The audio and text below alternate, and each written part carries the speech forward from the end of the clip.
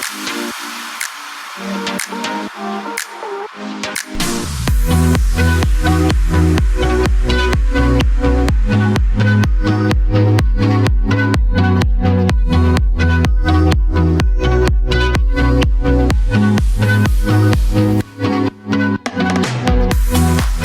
up, guys? My name is Therese T. Garcia, and you are watching Community. This is a show about groups and individuals who are dedicated to making a difference in the environment, because no organization, project, or business is too small to make a big impact in making the environment cleaner and healthier for every Filipino and, of course, the world. Join us as they spill the tea on how it all works. Welcome to Community. Okay, so with us today is a man of many talents. He is a farmer, environmentalist, a founder of a group dedicated to making the country cleaner for everyone. He acted on his dream to have a plastic-free Philippines. Please welcome Mr. Joseph Castillo, aka Joe Green, the founder of the Joe Green Project. Thank you so much for taking the time to join us today. Thank you so much for inviting me here in your show. It's a pleasure to be here and to share what I do for, well, not just for this country, but for the environment, for our planet. Okay, I've got a fun fact. His younger sister was actually a good friend of mine back in college for interior design school. And when someone mentioned that I should have Joe Green on the show, I checked your profile and I was like, whoa, I know this guy. Like, small world, super small world. I'm super happy to have you on this podcast, and based on what I've read about your project, super impressed and happy that it's actually going on here in the Philippines. So how about we get started with... Really? Like, how long now? Okay, so let's let our viewers know, like, what is the Joe Green Project and how did it all start?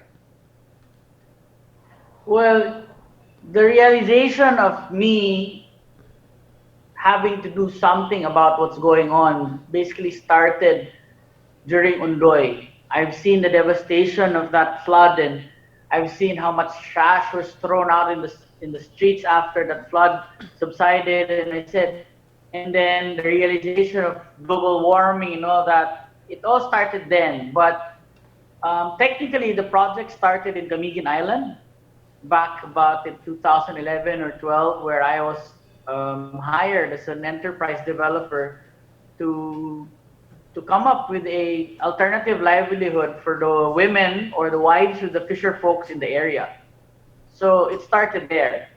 And then eventually that project already stopped, but I moved on and carried on the project to wherever I am. So I've taught Joe Green for the past 10 years in multiple cities from Mindanao, Luzon, and Visayas.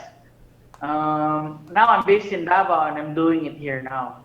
Well, that's amazing. So which areas are active with us right now?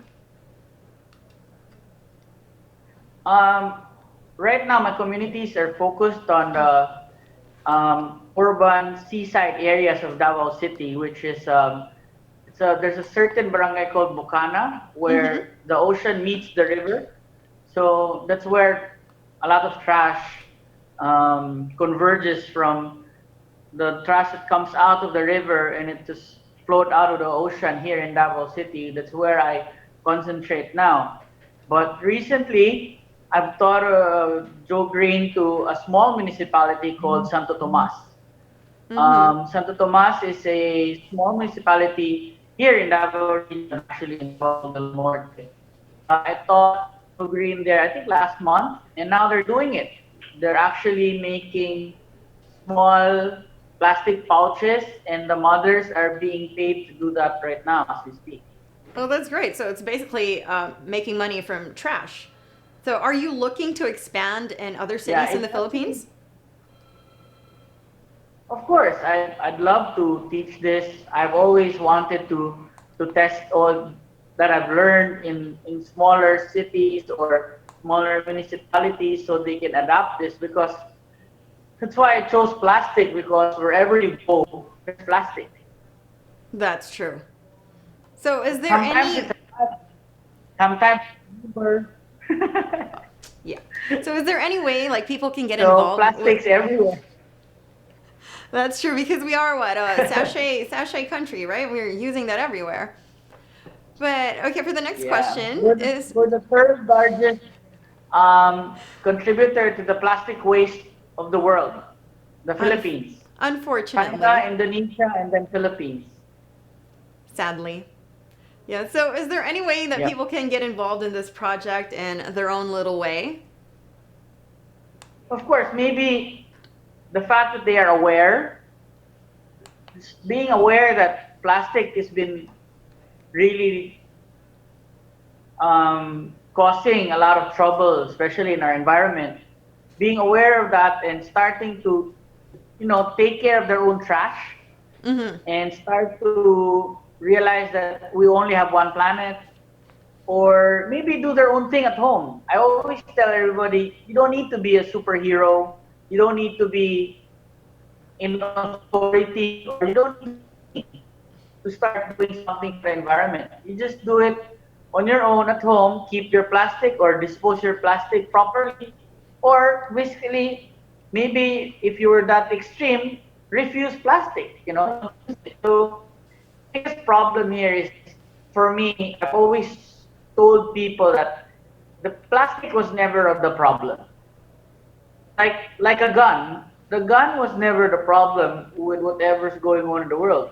It's Mm-hmm. the finger that pulls the trigger. Same with plastic. It's the hands that disposes the plastic, which is the problem. But if we human beings get disciplined enough to dispose of our plastic, recycle our plastic, or refuse the plastic itself, we won't have a problem.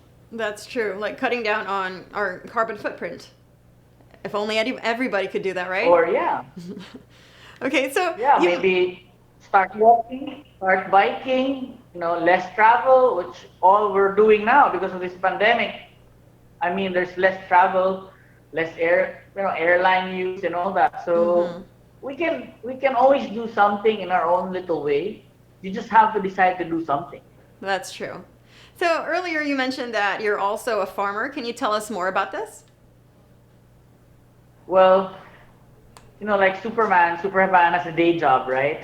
Clark Kent, Clark Kent works for a newspaper company. I work for a consultancy firm.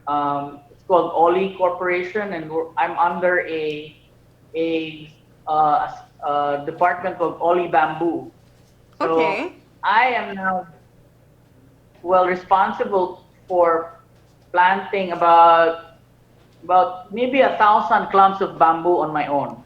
Oh, that's So, great. and then I'm planning to plant another 1,000 bamboo as we speak. In the mountain now, we're starting to plant another 1,000 pieces of clumps of bamboo. Basically, we make and we create propagules or seedlings, and we sell these seedlings to companies that are involved in different heavy industries for Mm-hmm. their reforestation projects. Right Okay. now, we're heavily involved with mining companies who will reforest their mined out areas. That's what we do. So is this So only in Davao where you live, or is yeah, this around the I'm Philippines? doing the seedlings in Davao, but the companies that our clients are from Surigao. So Okay. right now, after they mine, and which is required by the government to plant, they plant the bamboo that I grow, or the Okay. bamboo that we grow in our company called Oli. Okay. So back to the plastic. You said women were collecting these and upcycling them, right? And selling them Yeah, as women, goods. mothers, Okay. So mothers. where can we buy these upcycled goods? Well, right now I don't have like what do you call this? I don't have a platform or a store yet Mm-hmm. online, or they buy it through my personal profile, which is the Joe Green on Facebook, and I'm Joe Green on Instagram. But I already have friends who are doing it right now and working on it. We will have an official Joe Green page and an official Joe Green project Instagram account, so they can directly go there and buy from that very soon.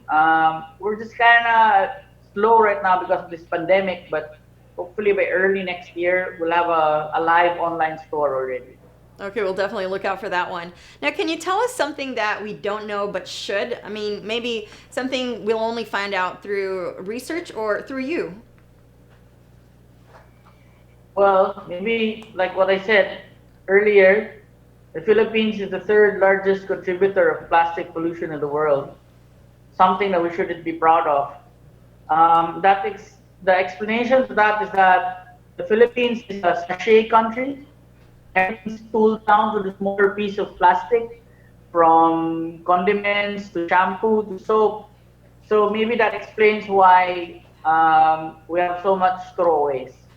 So, and another one is that right now, as we speak, and later on, as people have their lunch, we are eating plastic right now because of the fish that consumes the microplastics in the ocean, but yet we're not aware of that. So the more plastic we throw away, the more plastic we eat. That explains the rise of a lot of cancer and all other illnesses caused by chemicals. Well, that's a very scary thought. So, how about you share your social media accounts so people know how to reach you if in case, anyone out there is interested to partner up or start a Joe Green project in their areas? You can follow me on Facebook. It's Joe Green, JoeGreen, and on Instagram it's I'm Joe Green. I am Joe Green. So you Google me, you'll find some documentaries and other interviews also. So yeah, and if you're in Davao, just look for me. You'll find me here. Okay, you guys heard that. Don't hesitate to get in touch with us if you have any questions or want to know more about how you can get involved. Thank you so much for joining us today, Joe. I hope your projects start all over the Philippines.